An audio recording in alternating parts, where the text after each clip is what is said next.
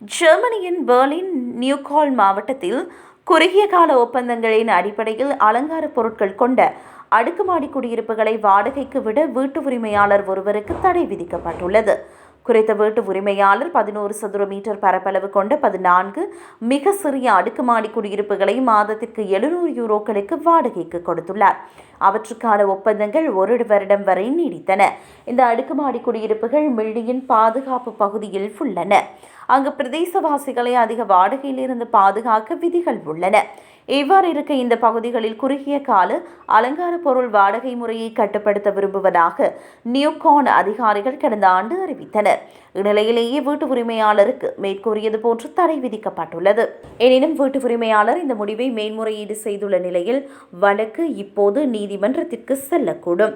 நீதிமன்றம் தடையை ஆதரித்தால் பெர்லினின் மற்ற மாவட்டங்களும் அவ்வாறே செய்ய முடியும். நகரம் முழுவதும் இதுபோன்ற 70க்கும் மேற்பட்ட பாதுகாக்கப்பட்ட பகுதிகள் உள்ளன.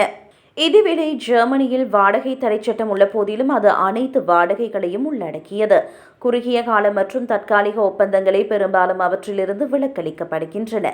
இந்நிலையில் வாடகைக்கு குடியிருப்பவர்களுக்கு உதவுவதற்காக பெர்லின் ஒரு தொலைபேசி இலக்கத்தை இயக்க திட்டமிட்டுள்ளது. இதன் மூலம் வாடகைதாரர்கள் அதிக வாடகை செலுத்துகிறார்களா என்பதனை சரிபார்த்து நடவடிக்கை எடுப்பது எப்படி என்பதனை அறிய முடியும்.